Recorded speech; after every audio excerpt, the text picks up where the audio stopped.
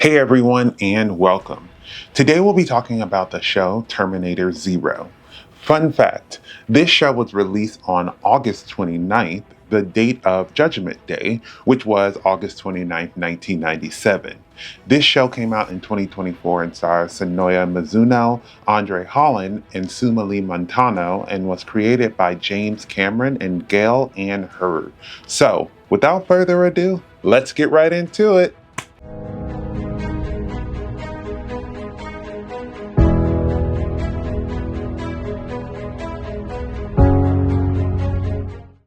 Terminator Zero follows Aiko, who travels back in time to stop the Terminator from killing Malcolm Lee, who is launching an AI to combat Skynet. She wants to encourage him to avoid launching it due to fears it will become just as dangerous as Skynet. Terminator Zero is an animated science fiction show. It has similar vibes to Terminator 2, Judgment Day, Dark, or Edge of Tomorrow. The Terminator franchise is not one that I keep up with anymore, but I did grow up watching Terminator 2 and loved it. And while I haven't loved the media that came after, this one is an exception. I only found out about this show because I saw a tweet saying it had a high score on Rotten Tomatoes, and I was like, did we even attempt to advertise this? Because as someone who is frequently online, I had no clue. I don't know much about this franchise if we're being completely honest, but I do know that the important company is Skynet, and it was interesting to see this show from a completely different perspective and not directly working on stopping Skynet in America. The beginning of the show sees us following Aiko and reminds viewers why these robots are called Terminators, as we see how formidable they actually are. She goes back in time to 1997, no shock there, to stop a man named Malcolm from creating a software that is feared to be just like Skynet, but also wants to protect the software's creator and his family.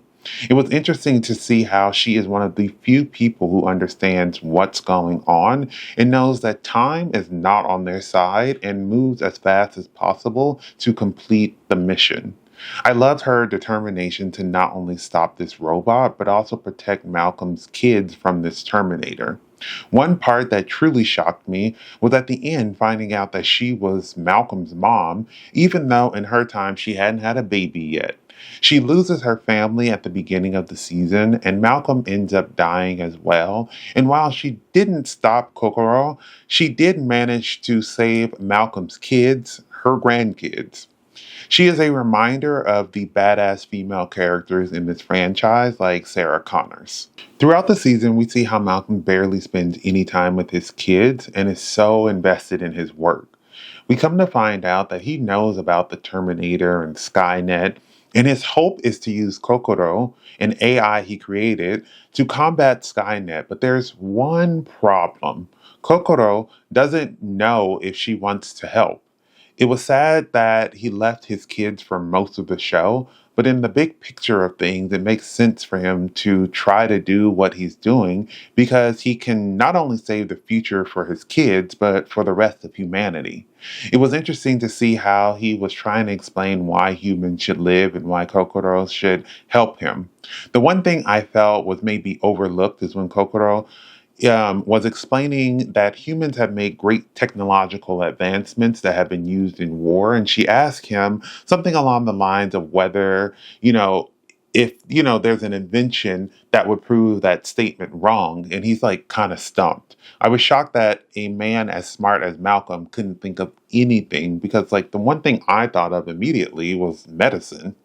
We come to find out that Malcolm is from the future, and in that future, he creates Misaki to help combat the Terminators. I don't know if that had come up in any other Terminator films, but I like how it showed a side of the story that is not constantly being retroactive, but someone being proactive. People, of course, shunned him, but I thought it was smart since the way that they were going about things just wasn't working. It's interesting that when he created Misaki, she wanted to use a woman's voice because it was seen as more inviting, considering men have mostly caused pain and destruction, which honestly seemed to foreshadow some of the pain that Kokoro would do, but also how Skynet was created by a man. Masaki's CPU is eventually used to make Kokoro, which makes her lose her own memory and she even forgets she's a robot. In the end, Malcolm does prove to Kokoro that humans have redeeming qualities, and he trusts her to make the right decision when he sacrifices himself for his family. This leads Kokoro to also give his son the decision to destroy her and let Skynet take over or trust her to help them.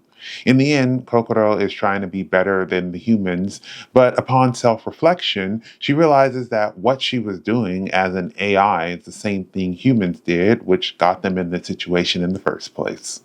Malcolm has three kids: Hiro, Kenta, and Raika. Kenta is the oldest and kind of takes after his dad with his fascination with machinery, but once the robots start attacking, he quickly becomes anti robot, which seems to hint at what his character could become if the show continues. It was interesting when the Terminator saved him because we find out that the future him sent the Terminator back because he brokered a peace between the two groups and wanted to stop Kokoro, which he doesn't do, but it is shown that he still doesn't trust these softwares. Hero is the middle child, and he seems like the only one trying to keep the kids together while also maintaining peace. He sees the potential good in robots and doesn't let the current state of things change his views on what he knows, especially when it comes to Masaki. Rika is the youngest, and something I noticed that might be kind of random is that she wasn't annoying. Usually, young kids in shows or movies can be annoying, making decisions that make the situation worse and can be a huge liability. I feel like having Rika know about the Terminators was a great way to not have her fall into that category. Rika spends most of her time with Aiko, and she not only evades the Terminator multiple times, but also helps stop it from kidnapping her siblings by helping to push it down an elevator shaft, and most importantly, stays calm and level headed to follow instructions so she doesn't die. The Terminator was really not going down in this show, and it was cool to see how it would constantly adapt to make himself better. I feel like whoever created this robot had to be a creative person or one who works on design because the robot's process mirrors the design process, which can be iterative. You just keep making improvements to complete your goal. Having this show set in Japan with the focus on a competing AI was a cool way to not have the focus be Skynet, but also still make sure it was in the story. We see what other people experienced when Skynet was launched and how they had to figure out how to deal with it and how scary it was. As I mentioned before, it was cool too that even though we didn't know how Malcolm knew about Skynet in the beginning, he made it his goal to stop it. Kokoro ends up being pretty bad, well, when she's first released, but eventually becomes less of a menace by the end of the season. I thought it was cool how the episodes were titled model numbers. It's not a big thing, but as a product that was manufactured, I thought it was a small but interesting detail. There's a lady who sends Aiko on this mission back in time, and I love how she comes back later and basically gives an explanation of how time travel works in this universe. She makes it clear that Aiko is going to change the past, but her present and future will not lead to the future that they are currently in. She will never go back to that timeline. I think it makes sense because the moment she inserts herself in the past, it just makes sense for that to be a change that will create a new timeline. Sometimes in time travel shows or movies, you might be wondering why they would want to do that. But in this show, you already realize that choice is, go back and create this new timeline or die. I do wonder how this will play into the future of things. Did they manage to stop the world from falling apart, or did they just postpone the inevitable? My favorite part of Terminator Zero, I think, as a whole, is just the story focusing on combating Skynet before its release or at the latest in its early days of release. I really liked Malcolm being proactive to stop this from happening, but also doing it in a smart way. I was thinking of why don't they just kill the scientist that created said software. And it's like, you don't know if that will actually stop it because there could be multiple people creating something like that, or even trying to convince the government or companies of the dangers might not work because they will operate in self-interest. It was just cool for him to create something to fight it, and whether that is the best option or not is something that is questioned throughout the series, but it does offer a different perspective that we really haven't seen, in my opinion, and it really drew me in.